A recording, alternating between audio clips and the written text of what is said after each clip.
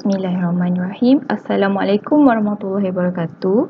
Saya Cikgu Nurul Syuhada binti Mustafa Kamal akan memberikan sedikit taklimat kepada ibu bapa dan penjaga tentang pelaksanaan Dual Language Program DLP di SK Pancu.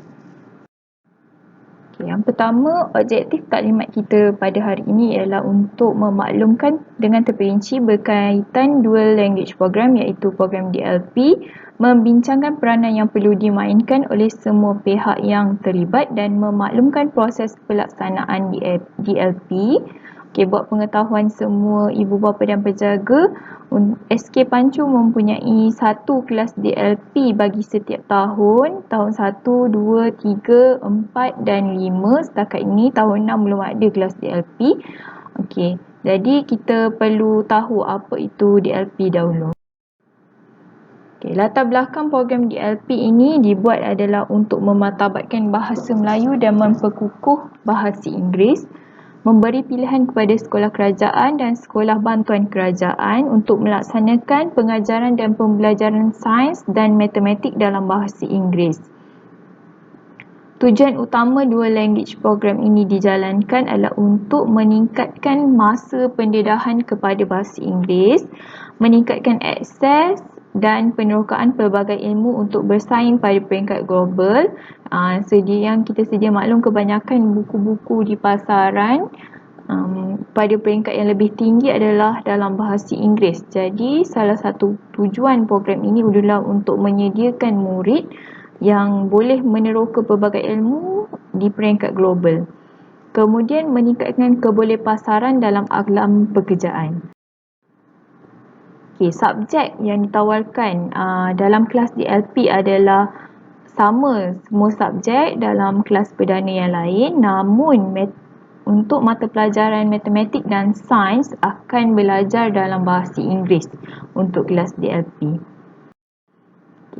Dokumen kurikulum dan buku teks yang diberikan untuk memudahkan pengajaran dan pembelajaran matematik dengan sains dalam bahasa Inggeris akan disediakan sepenuhnya dalam bahasa Inggeris oleh Kementerian Pendidikan Malaysia. Yang pertama ialah dokumen standard kurikulum dan pentaksiran. Dokumen ini akan digunakan oleh guru-guru untuk merancang pengajaran dan pembelajaran murid. Kemudian yang kedua ialah borang pelaporan pentaksiran bilik darjah. Murid-murid akan ditaksir dalam bilik darjah juga dalam bahasa Inggeris. Yang ketiga, murid akan disediakan buku teks dan buku aktiviti dalam bahasa Inggeris. Untuk tahap 1 akan dapat buku teks dan buku aktiviti, manakala tahap 2, tahun 4, 5, 6 akan dapat buku teks, matematik dan sains dalam bahasa Inggeris. Untuk kelas DLP juga akan dijalankan pentaksiran. Bagi tahap 1 hanya ada pentaksiran dalam bilik darjah, PBD. Pentaksiran bilik darjah bagi mata pelajaran yang terlibat akan disediakan dan dilaksanakan dalam bahasa Inggeris atau dua bahasa.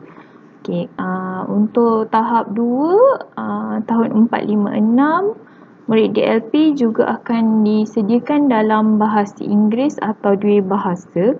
Peperiksaan pusat iaitu UPSR dan SPM bagi mata pelajaran matematik dan sains dalam kelas DLP akan dilaksanakan dalam bahasa Inggeris. Untuk kertas UPSR, dia akan ada dua bahasa, namun murid DLP perlu menjawab dalam bahasa Inggeris. Seterusnya kita masuk kepada tindakan ibu bapa dan penjaga.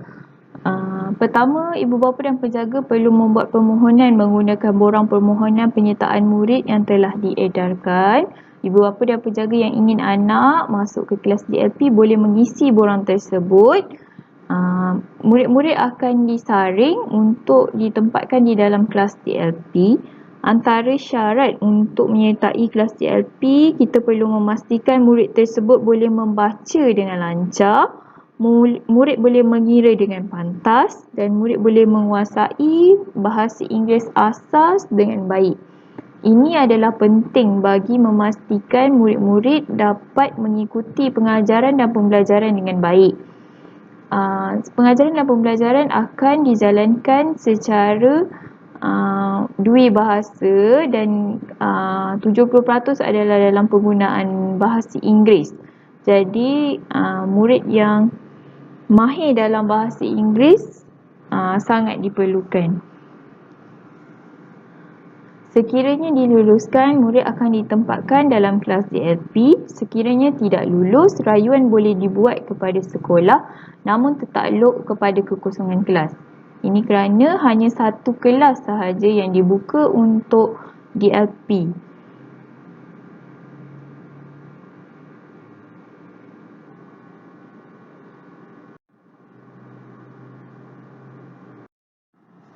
Akhir sekali, kesediaan dan sokongan padu semua pihak diperlukan untuk menjayakan program ini kerana program ini akan dijalankan dari tahun 1 sehinggalah murid menghadapi SPM. Jadi ibu bapa dan penjaga perlu memberi sokongan padu kepada pihak sekolah dan juga anak-anak. Sekolah, pentadbir dan guru-guru akan sentiasa memberikan bahan pembelajaran dan input-input pembelajaran yang baik untuk murid-murid DLP.